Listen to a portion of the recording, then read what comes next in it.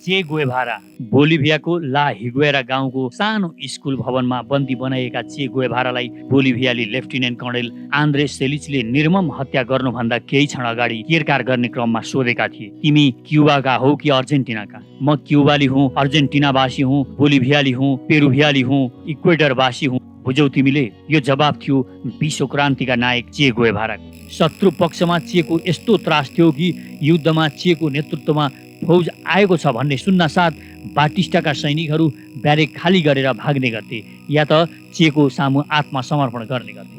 Ernesto Che गुएभारा डेला सेर्ना सन् 1928 को 14 जुनमा अर्जेन्टिनाको राजधानी ब्युनस आयर्स पछिको महत्त्वपूर्ण सहर रोसारियोमा जन्मेका हुन्। उनको नामको अगाडि बाबुको नाम राखिएको थियो। उनका बाबु जोखिम मोल्न रुचाउने व्यक्ति थिए। उनले भाग्य बनाए पनि र गुमाए पनि। उनले विभिन्न काममा हात हाले र ती कुनै पनि काम राम्रोसँगले सफल गर्न सकेन। उनले एक विशेष प्रकारको चियाको उत्पादन पनि गरे, तर उनको दक्षता भने एक बिल्डर आर्किटेक्टको थियो। उनी यसमा सफल भए। चेकी आमा सेलिया डेला सेर्ना पनि एक कुलीन परिवारकी थिइन्। उनी आफ्नो परिवार र पुर्खाप्रति गर्व गर्दथिन्। उनले आफ्नो राजनीतिक आस्था उदार समाजवादबाट मार्क्सवादप्रति झुकाइन्। उनी अमेरिकी साम्राज्यवादलाई दक्षिणी अमेरिकामा हमला गर्न हर तरहले तयार थिइन्।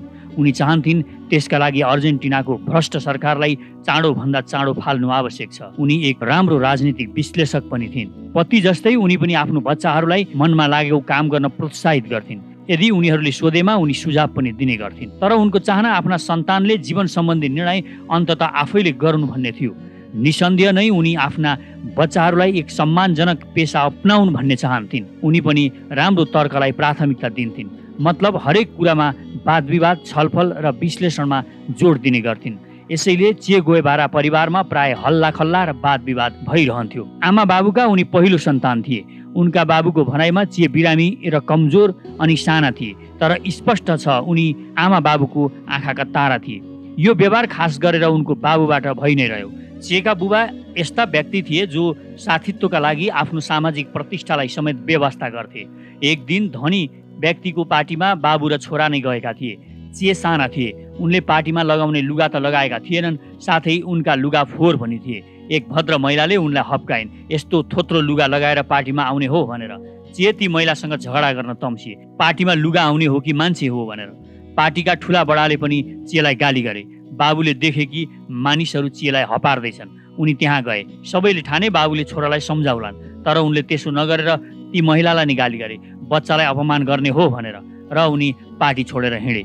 चेका बाबु सम्भ्रान्त भए पनि आडम्बर गर्दैन थिए। साथै उनको घर अल्टा ग्रेसीमा समाजकै खुल्ला घर थियो। श्वास प्रश्वासको दीर्घ रोगका बावजुद पनि चे अति नै तीक्ष्ण बुद्धिका थिए र त्यत्तिकै बुद्धिमान पनि थिए।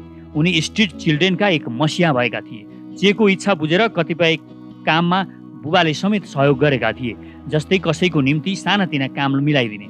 उनीहरू कतिपयले चेलाई पकेट खर्च समेत दिने गर्थे।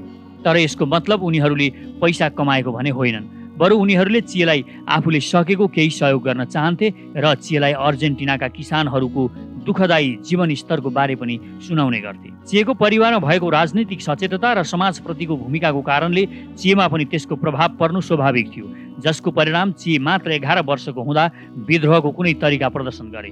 त्यसमा आश्चर्य मान्नुपर्ने थिएन। त्यस प्रान्तमा विद्युतको कर्मचारीले हडताल गरेका थिए, किनकि विद्युत कम्पनीमा कालाहरूलाई काममा नलगाउने निर्णय भएको थियो। त्यस निर्णयका विरुद्ध विद्रोह भएको थियो, जसमा चेले आफ्नो स्ट्रिट ग्याङलाई त्यो विरोध कार्यलाई ऐक्यबद्धता जनाउन परिचालित गरे।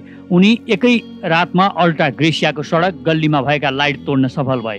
यो काम त्यस विरोधको ऐक्यबद्धताको परिणाम थियो। चे अति नै तीक्ष्ण बुद्धिका थिए, तर उनको शारीरिक कमजोरीका कारण 7 वर्ष नपुगुन्जेल कुनै स्कुलमा औपचारिक शिक्षाका लागि गएनन्। त्यस बेलासम्म घरमा नै उनकी आमाले अक्षर आरम्भ गराइसकेकी थिइन्। उनलाई स्कुलमा चाहिने आवश्यक ज्ञान दिइसकेकी थिइन्, जसको परिणाम चेलाई स्कुल भर्नापछि पनि आफ्नो पढाइमा राम्रो सहयोग मिल्यो। प्राय उनी कक्षामा पहिलो हुन्थे, तर उनी आफ्नो श्वास प्रश्वासको रोगले लामो समयसम्म स्कुलमा निरन्तर रूपमा उपस्थित हुन सकेनन्। पढाइको अलावा चे विभिन्न काम गर्थे, जस्तो मेडिकल पर्सनको रूपमा काम गर्थे, निर्माण फर्ममा क्लर्कको रूपमा काम गर्थे, एक्सन अर्जेन्टिना नामको राष्ट्रवादी पत्रिकामा रिपोर्टर भएका थिए, कुनै एउटा कम्पनीमा रातको चौकीदारको काम समेत गर्थे। युनिभर्सिटीमा उनको प्रगति राम्रो थिएन। त्यसबेला चेलाई रोगले अति नै च्यापेको थियो। उनी युनिभर्सिटीको अध्ययन घरमा नै बसेर गर्न थाले। त्यसमा पनि श्वास फेर्न सजिलो हुने कुरा ओछ्यानमा बसेर उनी काम गर्थे। अक्टोबर 1951 चेका साथी अल्बर्टो ग्रेनाडोले दक्षिण अमेरिकाको भ्रमण गर्ने सुझाव गरे। परिणाम भ्रमणको लागि जनवरी 4, 1952 उनीहरू दुवैजनाले ला पोडेरोसा 2 500 सीसीको मोटरसाइकल चढे, जुन ब्रिटेनमा बनेको थियो, र उनीहरू ब्युनस आयर्सबाट यात्रातिर निस्किए, जुन यात्राले चेको जीवनमा नै सधैँका लागि परिवर्तन ल्याइदियो। यात्राको क्रममा उनले के कुरा पत्ता लगाए भने दक्षिण अमेरिकामा साँच्चीकै सुधारको आवश्यकता छ र त्यो सुधारको लागि एउटा मात्र उपाय भनेको सशस्त्र विद्रोह नै हो। यात्राको क्रममा आफ्नो भविष्यलाई एकातिर राखेर महादेशीय भ्रमणमा हिँडेका अल्बर्टोले युवक अर्नेस्टोको अर्को एउटा नाम पनि राखिदिए, जुन नामले अर्नेस्टो प्रख्यात छन्। त्यो नाम हो चे। अर्जेन्टिना स्पेनिस शब्द चेको अर्थ साथी हो, तर यसको विभिन्न भाषा र शब्दसँग सम्बन्ध र मेल पनि देखाइएको छ। यद्यपि चे चाहिँ उनलाई भाइ अल्बर्टो भन्नुको सट्टा प्रेमपूर्वक माइल भन्ने गर्थे। अल्बर्टो बिग चेको उपनामले प्रसिद्ध थिए भने अहिलेका युवा भविष्यका क्रान्तिकारी अर्नेस्टो चाहिँ लिटिल चेको नामले चिनिने गर्थे। 1953 मार्चको मेडिकलको परीक्षामा चे पास भए। 6 महिनाभन्दा कम समयमा 12वटा परीक्षामा पास गरेर एमडी अर्नेस्टो गोएभारा भए र यो उल्लेखनीय उपलब्धि थियो र सायद उनका बुबा आमाले आशा गरेका थिए कि चे एक दिन मेडिकलको क्षेत्रमा एक विशेषज्ञ हुनेछन् र आफ्नो पेसालाई अँगाल्नेछन्। उनको विशेषज्ञता एलर्जीमा थियो। मात्र 4 महिनापछि चे फेरि बोलिभियातिर लागे। उनको साथमा कार्लोस नामको एक विद्यार्थी पनि थिए। बोलिभियन राजधानी लापेजमा चेले एकजना साथी बनाए जो सक्रिय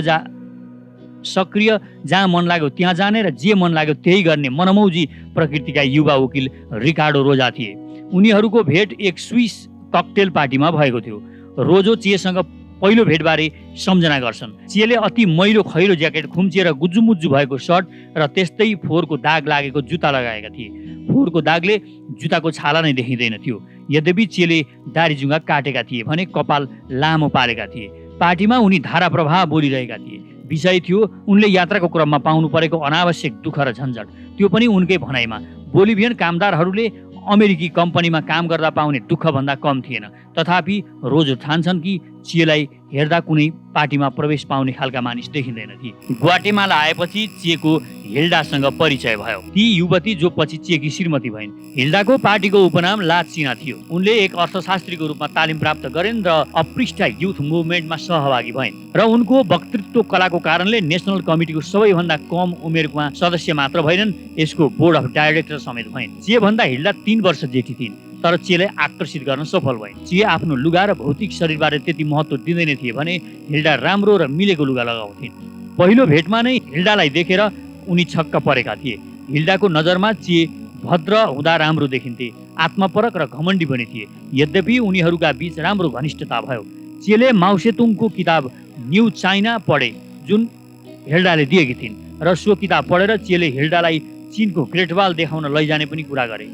हिल्डाले जुलाई 26 आन्दोलन सदस्यहरूसँग चेको परिचय गराइदिन्, जो ग्वाटेमालामा बस्थे। उनीहरू क्युबन थिए र देश निकाला भएका थिए। उनीहरूले 1953 युवा वकिल फिडेल क्यास्ट्रोको नेतृत्वमा मोन्काडा ब्यारेकमा हमला गरेका थिए। उनीहरूको बहादुरीको कुरा सुनेर चे खुसी भए, साथै फिडेलबाट प्रभावित पनि भए, जो त्यसबेला क्युबन जेलमा बन्दी थिए र त्यहाँको दमनकारी तानाशाही सरकार र राष्ट्रपति फुल्गेन्सियो बाटिस्टालाई सत्ताच्युत गराउने अठोट गरे। यस अठोटमा उनी एक्ला थिएनन्। हिल्डा, जो पूर्ण रूपमा यस कुराको जानीफकार थिइन्, पहिलेदेखि नै प्रतिबद्ध थिइन्। एउटा पिकनिक पार्टीको अवसरमा चेले हिल्डालाई पहिलोपल्ट विवाहको प्रस्ताव गरे। हिल्डाले हाँसेर गरेको इन्कारमा उनले तिमी स्वस्थ छौ, तिम्रो बुबा आमा स्वस्थ छन्, त्यसकारण हामीलाई विवाह गर्न केहीले रोक्दैन भने। सन् 1954 को फेब्रुअरीमा ग्वाटेमालामा त्यहाँको उदारवादी ठानिएको सरकारले केही समस्यासँग जुझ्नुपर्ने देखियो। त्यहाँ के कुराको अफवाह फैलिएको थियो भने अमेरिकी सरकारको सहयोगमा केही शक्तिहरूले ग्वाटेमालामा हमला गर्दैछन्। तर कुनै अप्रिय घटना हुनु अगाडि नै चे एक अस्पतालमा अवैधानिक भोलिन्टियरमा काम गर्न थालिसकेका थिए। चे हिल्डालाई आफ्नो श्रीमती बनाउन सफल भए र उनीहरूले हनीमुन मनाउन चीन जाने योजना बनाए। तर चीन गएर हनीमुन मनाउने र ग्रेट वाल हेर्ने उनीहरूको इच्छा पूरा हुन पाएन। उनीहरूले त्यहाँको स्थानीय सहरमा हनीमुन मनाए। जुलाईको दोस्रो हप्तामा चे र फिडेल क्यास्ट्रोको भेट भयो। चे र फिडेल बीच परिचय भएदेखि नै उनीहरू बीच यति घनिष्ठता भयो कि उनीहरू पूर्व चिर परिचित हुन् अथवा उनीहरू आफ्ना दाजुभाइ नै हुन् जस्ता देखिए। सन् 1956 को नोभेम्बर 25 क्युबाका तानाशाह विरुद्ध लडाईँ सुरु भयो। एउटा 82 जनाको छापामार टप्पा जोसँग अत्याधुनिक हतियार समेत थिएनन् क्युबाको लागि एउटा सानो पानी जहाजमा प्रस्थान गरे। तर उनीहरूको प्रस्थान 6 हप्ता ढिलो भएको थियो। कारण थियो त्यस युद्धमा चे लगायतका अन्य विद्रोहीहरू सहभागी हुनेवाला थिए। चेको भिसा सम्बन्धी कारणले मेक्सिकोको पुलिसले पक्रियो तर पछि मुक्त गरिदियो। लडाईँमा जानु अघि उनकी पत्नी हिल्डाले विदाई गरिन्, जो गर्भवती समयको अन्तिम घडीमा थिइन्। पछि उनले छोरी जन्माइन् र जसको नाम हिल्डा ब्रिटिज राखियो, तर बोलाउँदा हिल्डिटा भनिन्थ्यो। त्यस बेला उनको पति चे क्युबाको जङ्गलमा युद्ध गरिरहेका थिए। पछि उनले मेरा पति क्युबाको क्रान्तिमा हराए पनि भने। क्युबाको पहिलो सशस्त्र क्रान्ति वास्तविक अर्थमा सुरु हुनु अघि नै सकियो। क्यास्ट्रोको टिटलाग्दो लडाकुले पुरै 6 दिन भारी वर्षाको सामना गर्नु पर्यो। यस अवस्थामा लडाकुहरू बिरामी भए र चेले उनीहरूको उपचारको लागि निकै खट्नु पर्यो। साथै डिसेम्बर 2 मा लस कोलोराडोमा पहिरो र क्युबन आर्मीको अचानकको हमला आदिको उनीहरूले सामना गर्नु पर्यो, जसले गर्दा भएका हतियार र प्राथमिक उपचारका दबाईहरू समेत गुमाउनु पर्यो। उनीहरू सुरक्षित सिमरा मेमस्ट्रो पहाडतिर लागे, तर एउटा गाइडको गद्दारीको कारणले फेरि सरकारी सेनाको आक्रमणमा परे। यसपल्ट भने एयरफोर्सद्वारा आक्रमण गरिएको थियो। त्यस आक्रमणमा मात्र 20 जना बाँच्न सफल भए। अन्य मारिए, घाइते कति भए र कतिलाई सेनाले आफ्नो कब्जामा लियो। दोस्रो कारबाहीमा चेले क्रान्तिमा आफ्नो सौभाग्य निर्णय गर्न बाध्य भए। उनी त्यही बेला आफ्नो दीर्घ रोगको कारण पीडित पनि भए। उनी रुखको आड लिँदै आराम गर्दै र सेनाको आक्रमणबाट नै बस्दै हिँड्ने गर्थे। त्यही क्रममा आफ्ना एक साथी गोली र अन्य महत्त्वपूर्ण सामान रहेको बक्सा फ्याँकेर आक्रमणबाट बच्न सुरक्षित ठाउँमा भागे। चेले त्यो बक्सा टिप्नु अति नै जरुरी ठाने। उनलाई आक्रमणबाट जोगिनु पनि थियो। उनले बक्सा टिप्न निश्चय गरे। त्यही बेला उनको घाँटी र छातीमा गोली लाग्यो। उनी जसरी तसरी घस्रेर क्यास्ट्रो भएको ठाउँतिर गए। यो उनको आफूप्रतिको लापरवाहीको नतिजा थियो। फिडेलको सानो सेनाको एक डाक्टर जो आफ्नो लागि बेपरवाह थिए, उनको खुट्टामा M1 गोली लागेको थियो र भन्नु पर्दैन कि उनी श्वास प्रश्वास रोगबाट कतिसम्म प्रभावित भएका थिए। उनलाई लामखुट्टेले टोकेको एलर्जी हुन्थ्यो। उनको त्यो स्थिति निश्चय नै चिन्ताग्रस्त थियो र जहाँ उनीहरू बसेका छन्, लुकेका छन्, त्यो लामखुट्टे पाइने तराई क्षेत्र थियो, जसको कारणले कोही कोही मरिरहेका पनि। हतियारको अभाव, अत्यावश्यक सामान र खानाको अभाव, सूचना दिने र बाटो देखाउने गाइडको अनुत्तरदायीपूर्ण व्यवहार आदि कारणले उनीहरूको क्रान्तिको लगभग अन्त्य भयो। यदि यी कुराको विचार गरेर पछि हटेको भए क्यास्ट्रोले माफी पाउन सक्ने थिए र मेक्सिको गएर फेरि योजना बनाउन, पुनः सङ्गठित गर्ने र पुनर्निर्माण गर्ने काम अति राम्रो र सुझबुझपूर्ण कार्य हुने थियो। 2 वर्ष क्यास्ट्रोको क्रान्तिकारी सेनाले क्युबाको जङ्गलमा बिताए। चेले आफूलाई एक कुशल रणनीतिकार र बहादुर योद्धाको रूपमा स्थापित गरे। उनले अन्ततः एउटा छापामार युद्ध सम्बन्धी पुस्तक छापामार युद्ध नै प्रकाशित गरे। चे वास्तवमा नै एक अपवाद व्यक्ति थिए र बहादुर पनि। उनी बुद्धिमान र सुन्दर पनि थिए, जसको कारण आउने विदेशी पत्रकारहरूको रिपोर्टिङ, फिल्म, डकुमेन्ट्री उनको बारेमा बन्न थाले। एउटा रोमान्टिक हिरोको रूपमा 20औं शताब्दीको द्वन्द्वका लागि जन्मिएको एक अलग व्यक्तित्व थिए चे। चेको अँध्यारो पक्ष पनि कतिपय क्षमा नहुने काम जसमा पत्रकारको नजर पर्न सकेको थिएन। उनले एकपल्ट ड्युटीमा बसेको गार्ड सुतेको देखेर गोली नै हानेको कुरा एक प्रत्यक्षदर्शी बताउँछन्। उनी सानो गल्तीमा पनि कठोर र पछिसम्म असर पर्ने किसिमको सजाय दिन्थे। वर्षौंपछि चेका निकै आलोचकहरू पनि भए। एक फ्रेन्च लेखक जसले बोलिभियामा समेत चेलाई भेटेका थिए, उनले पनि अरूले जस्तै चेको बारे धारणा बनाए। उनको पनि चेलाई हेर्ने एकलकाण्ड दृष्टिकोण थियो। उनीहरूको मिसन छोड्ने र धोका दिनलाई चे बिना हिचकिचाट मृत्युदण्डको आदेश दिन्थे। उनले धेरैलाई जासुसी र गद्दारको नाममा मृत्युदण्ड पनि दिएका थिए। त्यस्तो कार्यको चेले कहिल्यै माफी मागेनन्। Episode of the Cuban revolutionary वारमा उनी लेख्छन्, युद्ध क्रूरता हो र त्यो बेला जब दुश्मनहरूले आक्रमण गरिरहेका हुन्छन्, त्यस्तो समयमा गद्दारीको शङ्कामा पनि कसैलाई छोडिन्न। बिस्तारै क्रान्तिकारीहरूले जित आफ्नो पक्षमा भएको महसुस गर्न थाले। उनीहरू आफूले इतिहास बनाउने कुरामा पक्का थिए। उनीहरूले लामो छापामार युद्ध छेडेका थिए, जुन अन्ततः विजय भयो र उनीहरूले सन् 1958 डिसेम्बरमा हवाना सहरमा विजय जुलुस निकाले। 1958 को समरसम्ममा क्यास्ट्रोको आर्मी अति बढ्दो क्रममा देखिए। क्युबाका सहर तथा गाउँका जङ्गलमा लागेको आगो जस्तो जताततै क्यास्ट्रोको सेनाप्रति आकर्षण देखियो र बाटिस्टाको शासनले क्यास्ट्रोप्रति सहानुभूति देखाउनेहरूलाई धरपकड गर्ने र अति नै कठोर सजाय दिएर त्यो आगो बढाउन घिउ थप्ने काम गर्यो। चेलाई पदोन्नति गरेर कमान्डोको पदमा पुर्याइयो। चे त्यतिकै त्यस पदमा पुगेका होइनन्। उनको बहादुरी र साहसको सम्मान थियो त्यो। उनी कयौं पटक मृत्युको मुखबाट बाँचेर भागेका थिए। उनले लडाईँको मोर्चा जसरी सम्हाले त्यसको परिणाम क्रान्तिले सफलता प्राप्त गर्यो। उनको जुन रणकौशल थियो त्यो धेरै नै प्रभावकारी थियो। शत्रु पक्षमा चेको यस्तो त्रास थियो कि युद्धमा चेको नेतृत्वमा फौज आएको छ भन्ने सुन्नासाथ बाटिस्टाका सैनिकहरू ब्यारेक खाली गरेर भाग्ने गर्थे या त चेको सामु आत्मसमर्पण गर्ने गर्थे। सन् 1961 चे उद्योग मन्त्री भए र साथै केही सैन्य सम्बन्धी काम पनि गर्दै रहे, किनभने त्यहाँ बाटिस्टाका समर्थक सिआइएले तालिम दिएका क्युबाबाट भागेर गएकाहरूले अप्रिल 17 मा बे अफ पिङ्समा आक्रमण गरेका थिए। क्यास्ट्रोको दूतको रूपमा र क्युबामा आएको परिवर्तनलाई सहयोग र समर्थन जुटाउन चेले निरन्तर रूपमा विश्वका विभिन्न राष्ट्रहरूको भ्रमण गरि नै रहे। यस सम्बन्धमा उनी उत्साहित पनि थिए। उनले बोल्नुपर्ने कुराको लिस्ट तयार हुन्थ्यो। उनले क्युबाको साथसाथै आफ्नो व्यक्तिगत प्रसिद्धिलाई पनि विश्वव्यापी बनाए। चेको उपस्थितिले मात्र ठुलो भिड बनाउने गर्थ्यो। एक बहादुर नायकलाई हेर्न उनको एक झलक पाउन मान्छे लालायित हुन्थे। चेको लामो गोप्य कङ्गो अभियानबारे 1994 मा हवानामा एउटा लेख प्रकाशित भयो। स्टानले मिलेमा बेल्जियममा आक्रमणपछि 150 जना भोलिन्टियरको रूपमा काला क्युबनहरूलाई कङ्गोका क्रान्तिकारीहरूलाई सघाउन पठाइएको थियो। फिडेल क्यास्ट्रो पनि कङ्गोलाई सहयोग गर्ने कुरामा सकारात्मक थिए। तिनीहरू कसैलाई पनि उनीहरूको नेतृत्व चेले गरिरहेका छन् भन्ने कुराको जानकारी थिएन र चेले फिडेललाई त्यस कुराको जानकारी नगराउन्जेलसम्म कसैलाई पनि यो कुरो थाहा थिएन। मार्चमा अफ्रिका र चाइनाबाट फर्केपछि यस कुराको निर्णय चेले गरेका थिए। कङ्गोमा जानु अघि चेले हवानामा 3 हप्ता बिताए। उनले आफ्नो चिरपरिचित प्रसिद्ध रूपलाई लुकाउन भौतिक रूपमा केही परिवर्तन ल्याए। आफ्ना केही दाँत पनि निकाले। अनुहारको स्वरूप बिगार्न उनले पुरै भेष बदले। चेको पहिलो कदम थियो मस्को यात्रा। क्युबा छोड्नु अगाडि चेले केही व्यक्तिगत र अफिसियल काम गरे। उनलाई आफू जिउँदो फर्केर आउने कुरामा विश्वास थिएन। कङ्गोको समस्याबाट क्युबा टाढा हुनु राम्रो हुने थियो कि त्यसबाट फिडेल क्यास्ट्रोको छविमाथि प्रभाव पर्न हुँदैन भन्ने मान्यता चेको थियो। यसै सिलसिलामा चेले फिडेललाई विदाई पत्र लेखे, जुन पत्रलाई 6 महिनापछि सार्वजनिक रूपमा प्रसारण गरिएको थियो। क्युबन क्रान्तिमा म समाहित भएँ र त्यसमा मलाई लाग्छ मैले आफ्नो व्यक्तिगत जिम्मेवारी पनि पुरा गरेँ र अहिले तपाईसँग बिदा माग्छु। चे अगाडि लेख्छन्, अन्य राष्ट्रहरू मेरो सहयोगको अपेक्षा गरिरहेका छन् र क्युबाको नेताको हैसियतमा तपाईँले गर्न नसक्ने काम म गर्न सक्नेछु। मेरो साथीहरूको क्रान्तिकारी भावना र त्यसलाई पुरा गर्न मेरो अति नै पवित्र दायित्वप्रति तपाईँको जुन विश्वास छ त्यसलाई म युद्धभूमिमा वहन गर्नेछु। यति पर म नरहे पनि मेरो विचारहरू र सद्भाव सदैव ती क्रान्तिकारीहरूको निम्ति हुनेछ र विशेष गरेर तपाईँको निम्ति पनि। र अझ महत्त्वपूर्ण कुरा त चेले क्युबन नागरिकता इन्कार गरे र साथै सबै सरकारी पदहरू र क्युबन आर्मीको मेजर र राष्ट्रिय नेताको हैसियतमा पाउने सबै दायित्वबाट समेत मुक्त भए र अझै भविष्यमा आवश्यक पर्ने कुनै पनि उत्तरदायित्व समेतबाट उनी टाढा भए। चेले आफ्नो क्युबन पत्नीसँग पनि बिदा लिए। आफ्ना छोराछोरीको निम्ति एक पत्र छोडे र त्यो उनको मृत्यु पश्चात देखाउने बाचा गराए। उनले अर्जेन्टिनामा रहेका आमा बाबुलाई समेत अन्तिम पत्र लेखे। गोप्य ढङ्गमा चेको कङ्गोमा उपस्थिति थियो। तान्जानियामा उनको आगमनको छनक समेत नेसनल लिबरेसन काउन्सिलको नेताले पाएनन् र यो गोप्यता लगभग 30 वर्षसम्म रह्यो।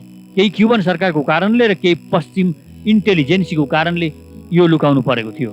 उनीहरूले उनीहरूको चेप्रतिको धारणा बेठिक र दिग्भ्रमित पार्ने किसिमको थियो। चेले आफ्ना बालबच्चालाई लेखेको अन्तिम पत्र यस्तो थियो, प्यारा हिल्डिटा, एलिडिटा, क्यामिलो र अर्नेस्टो, तिमीहरूले एक दिन यो पत्र पढ्नेछौ र त्यस बेलासम्ममा म मरिसकेको हुनेछु। तिमीहरूले मलाई राम्ररी सम्झन पनि सक्दैनौ र कान्छोले त मलाई बिर्सिनै सकेको हुनेछ। तिम्रो बुबा आफूलाई जे राम्रो लाग्यो त्यही गर्ने मान्छे हो र आफ्नो विचारमा कटिबद्ध मान्छे पनि हो। राम्रो क्रान्तिकारीको रूपमा हुर्क र बढ अनि बन। प्राविधिक ज्ञानको निम्ति अध्ययन गर जसले प्रकृतिलाई समेत बसमा ल्याउँछ। क्रान्ति महत्त्वपूर्ण भन्ने कुरा सम्झिराख र हामीलाई एक अर्काबाट अलग्याउने धन केही होइन भन्ने कुरा नबिर्स। यो बाहेक जीवनको विविध पक्षमा संवेदनशील बन र संसारको जुनसुकै कुनामा पनि यदि कोही अन्यायमा परेको छ भने त्यो अन्यायको विरुद्धमा तिमीहरूले आवाज उठाओ। सधैँ तिमीहरूको फेरि भेट्ने आशासहित प्यारो चुम्बन, उही तिमीहरूको बुबा चे गुएभारा। दर्शक, चे गुएभाराको यो पहिलो भाग यहाँहरूलाई कस्तो लाग्यो प्रतिक्रिया गर्नुहोला। दोस्रो भाग अझ रोमाञ्चक हुनेछ। दोस्रो भागमा उनी क्युबाको मन्त्री जस्तो पद छोडेर एउटा सुख सुविधा छोडेर कसरी अर्को देशको जनतालाई मुक्ति दिलाउनको लागि फेरि छापामार बनेर फेरि युद्धहरू सञ्चालन गरे। त्यो लडाईँ र त्यो लडाईँभित्र निस्केका परिणामहरूको विस्तृत जानकारी दोस्रो खण्डमा आउनेछ। दोस्रो खण्ड निकै नै रोमाञ्चक हुनेछ र यसको लागि यहाँहरूले केही समय प्रतीक्षा गर्नुपर्नेछ। ब्रेकिङ न्युज मात्र होइन, विज्ञान, खगोल विज्ञान, इतिहास, कथा, आत्मकथा र जीवनीका साथै ब्रह्माण्डका रहस्यहरू अनि जीवन र जगतका अनेक रोचक प्रसङ्गहरू यस च्यानल न्युज फटाफटमा प्रस्तुत हुने गर्छन्। यस्तै भिडियोको लागि हामीलाई सब्स्क्राइब गर्नुहोला र नयाँ भिडियो सर्वप्रथम हेर्नका लागि नोटिफिकेसन प्राप्त गर्न बेल आइकन पनि दबाउनुहोला।